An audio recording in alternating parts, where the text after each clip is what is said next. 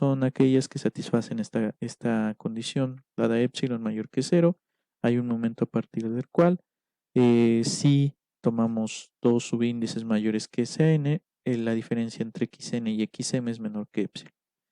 De manera intuitiva, pues decimos que una sucesión es de Cauchy cuando a partir de cierto momento, eso es lo que nos está diciendo esto, los elementos de la sucesión son prácticamente iguales, es decir, a partir de este momento, del momento n, los elementos de la sucesión son tan parecidos como tú quieras, es decir, el error que se comete para pasar de xm a xn cae por debajo, digamos, de epsilon.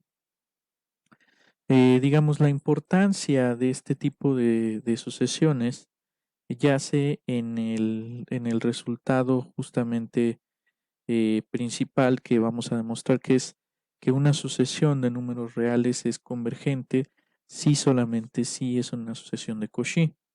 Es decir, al introducir el concepto de sucesiones de Cauchy, estamos introduciendo también un criterio de convergencia que de hecho no va a requerir información sobre el límite de la sucesión, ni tampoco va a requerir monotonía. Entonces, simplemente con que verifiquemos que el error que se comete al pasar de un elemento de la sucesión a otro cae por debajo de epsilon para epsilon arbitraria, es suficiente para demostrar la convergencia. Entonces, pero antes de esto, pues vamos a proceder a ver algunos ejemplos. Consideremos otra vez la sucesión 1 entre n. Esta sucesión es una sucesión de Cauchy. Vamos a ver que en efecto esto es cierto. Entonces, para una epsilon mayor que 0, sabemos ya que esta sucesión es convergente. Entonces, en particular para epsilon medios, tomando n mayor que 2 entre epsilon, resulta ser que 1 entre n cae va por debajo de epsilon medios y también 1 entre m va a caer por debajo de epsilon medios siempre y cuando m sea mayor que 2 entre epsilon. Entonces, vamos a tomar la diferencia entre 1 entre n y 1 entre m adentro del valor absoluto. Esto por desigualdad del triángulo es menor o igual que la suma de los valores absolutos, pero como estos ya son elementos en los números reales positivos, entonces podemos quitarle los valores absolutos y entonces como estos dos elementos están por debajo de epsilon medios cuando n y m están por debajo de 2, por arriba de 2 entre epsilon, entonces se sigue que esta diferencia cae por debajo de epsilon. Esta epsilon fue completamente arbitraria, entonces lo que hemos obtenido con esto es que la sucesión xn en este caso es una sucesión de Cauchy. Ahora vamos a ver la sucesión menos 1 a la n. ¿Será que la sucesión yn es de Cauchy? La respuesta parece ser que es no. Entonces vamos a ver. Para verificar que una sucesión no es de Cauchy, basta con encontrar justamente una epsilon mayor que 0, tal que para toda n los naturales puede siempre exhibir dos elementos de la sucesión que al tomar su diferencia exceden, digamos, a esa epsilon. Entonces, si n es par, por ejemplo, tenemos que yn es 1 y si m es impar, tenemos que ym es menos 1, sin importar cómo es n ni cómo es m, solamente con que uno sea par y el otro que sea impar, ¿no?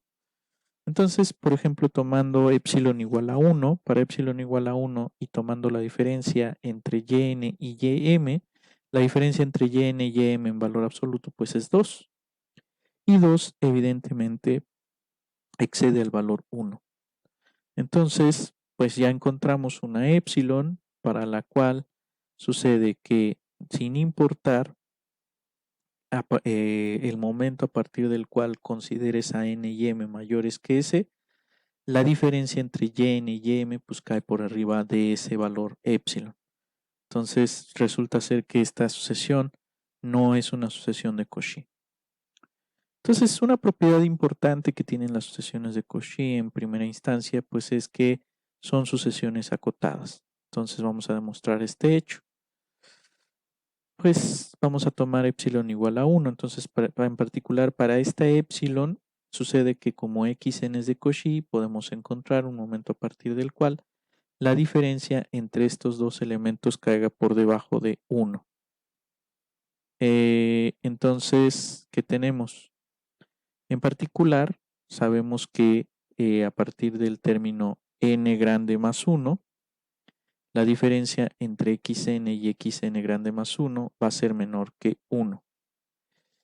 Entonces aplicamos la desigualdad del triángulo y de la desigualdad del triángulo total podemos deducir que el valor absoluto de xn cae por debajo de 1 más el valor absoluto de xn grande más 1.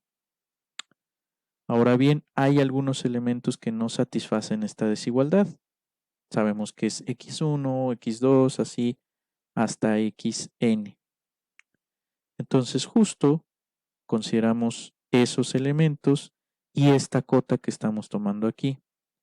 Entonces, tomando el máximo de todos estos valores en los reales, podemos concluir que xn es menor que k para toda n los naturales. Fíjense que es una prueba muy similar al hecho de que una sucesión convergente es acotada.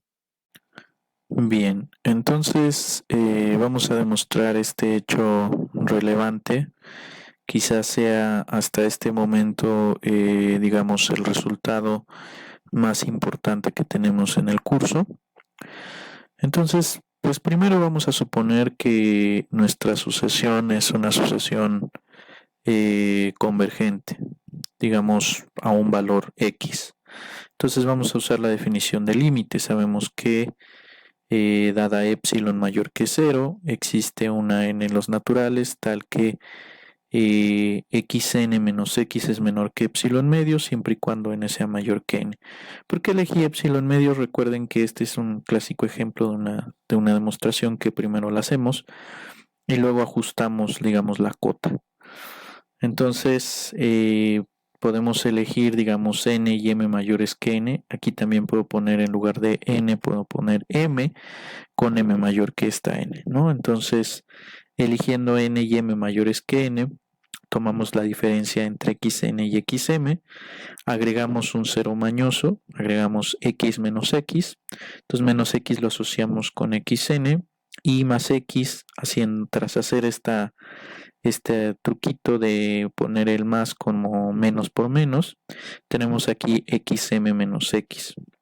Entonces, por desigualdad del triángulo se sigue que esto es menor o igual que la suma de los valores absolutos y como n y m son mayores que n, se satisface que esto es menor que epsilon medios más epsilon medios, que es epsilon. Entonces, de aquí se sigue que nuestra sucesión xn es una sucesión de Cauchy. Ahora, pues vamos a suponer justo que xn es una sucesión de Cauchy.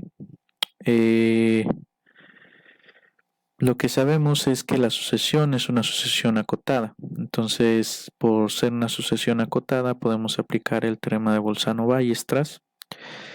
Y de aquí, pues lo que podemos decir es que existe una subsucesión convergente. Vamos a decir que esta subsucesión converge al valor x estrella. Lo que nos gustaría demostrar es que, de hecho, nuestra sucesión xn pues converge a, digamos, x estrella. Entonces, dada epsilon mayor que 0, simplemente escribo la definición, digamos, de convergencia de xnk a x estrella.